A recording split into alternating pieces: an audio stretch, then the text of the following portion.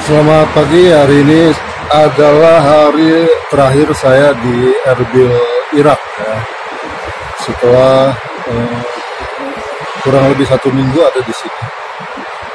Jadi saya ingin melaporkan situasi buruh migran di Irak dan di Erbil. Jadi Erbil ini sebenarnya masuk di dalam kekuasaan wilayahnya Irak, tetapi pada kenyataannya Erbil ini sudah setengah merdeka, mereka punya otoritas sendiri, punya aturan sendiri, punya kewenangan sendiri. Mereka nggak mau aturannya itu dicampur adukan dengan pemerintah Irak. Jadi contohnya begini, pemerintah Baghdad, pemerintah Irak di Baghdad, ya, pusatnya di Baghdad, mereka itu menghormati aturan yang ada di Indonesia, misalnya tentang penghentian pekerja domestik ke seluruh negara Timur Tengah, ke 19 negara Timur Tengah. Tapi pemerintah Kurdistan yang pusatnya di Erbil, mereka punya kedaulatan sendiri. Mereka bilang bahwa di Kurdistan itu tidak punya aturan yang menolak pekerja migran dari negara manapun. Nah, sehingga ini menjadi dalil bagi dia untuk tetap menerima pekerja migran dari Indonesia. Nah, akibatnya apa? Akibatnya adalah saat ini banjir order penempatan pekerja migran dari Indonesia di Erbil, sementara yang di Baghdad sepi. Nah, lalu kemudian ada oknum-oknum dari agensi yang memanfaatkan situasi kondisi buruknya kondisi kerja para pekerja migran Indonesia di Erbil dan memprovokasi mereka untuk kabur. Lalu setelah kabur ditampung di suatu tempat, lalu kemudian dikaburkan ke Baghdad dan lain sebagainya, dan beberapa kota lain di Irak ya. Nah, itu teman-teman pekerja migran kita itu banyak yang menjadi korban dari situasi seperti ini. Termasuk diantaranya mereka itu menjadi pelaku kayak gitu ya, menjadi bagian dari bisnisnya mereka yang ada di Baghdad.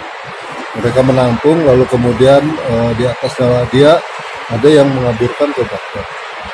Nah, salah satunya itu saat ini ada yang terjerat kasus hukum di Erbil. Saat ini sudah 2 mingguan ya, dia itu di penjara karena dia terlibat di dalam penyelundupan orang atau tindak pidana perdagangan orang, sebagai trafficker.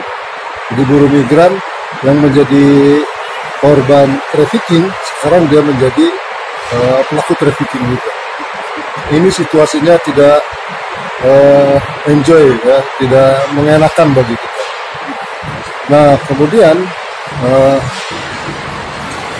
tim perwakilan dari pemerintah Indonesia itu mencoba melakukan penjajakan lobby ya kepada Kementerian Ketenagakerjaan, kepada Kementerian Imigrasi untuk melakukan perubahan kondisi kerja yang lebih baik bagi pekerja migran Indonesia.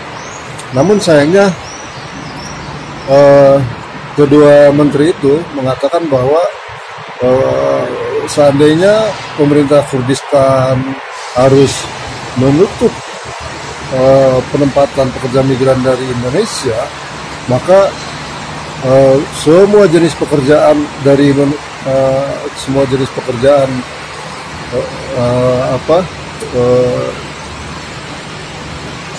itu juga akan ditutup kayak gitu ya. Tidak hanya sektor domestiknya aja, termasuk mereka misalnya yang bekerja di Pertaminanya atau di jenis pekerjaan yang profesional, itu semuanya akan ditutup. Nah, yang kedua, kalau ditutup maka konsekuensinya lagi adalah ya sudah, kalau akan dideportasi semua, termasuk misalnya petugas-petugas yang bekerja di kedutaan Indonesia. Jadi situasinya seperti itu. Terus kemudian pemerintah Indonesia juga mengusulkan bagaimana caranya agar kontrak kerja itu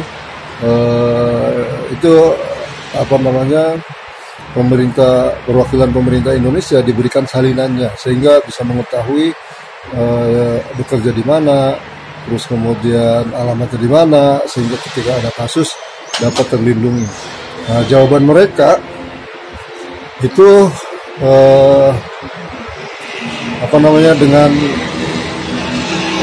dengan penambahan itu maka akan konsekuensinya ada penambahan uang administrasi, sehingga mereka akan memikir ulang bagaimana caranya agar itu bisa dilakukan.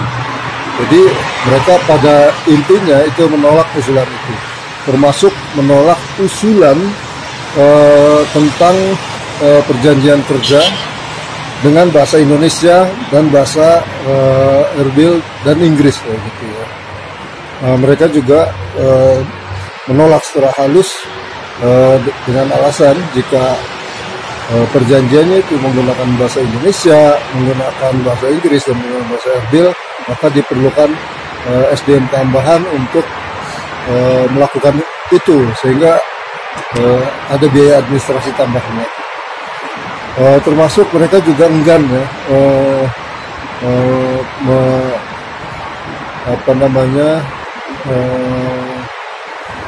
enggan untuk melakukan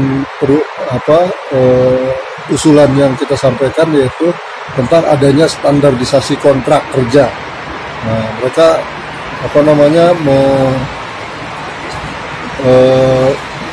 memandatkan ini kepada para agensi-agensi untuk mengatur standar kontraknya sendiri dengan para dengan para pekerja migran Indonesia. Jadi situasinya seperti itu, teman-teman. Kemudian saya juga ingin menambahkan bahwa betapa sulitnya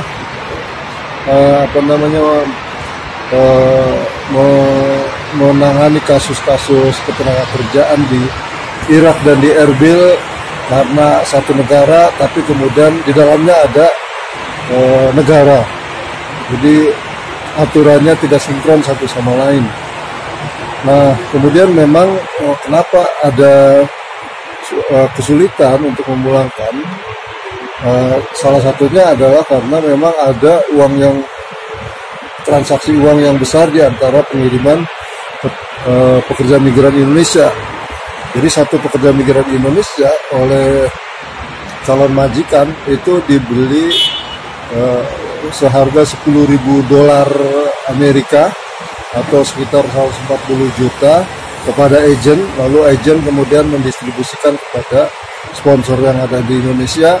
Jadi ketika sebelum kontrak ingin pulang, maka harus ada pengembalian uang. Jadi situasinya seperti itu, teman-teman.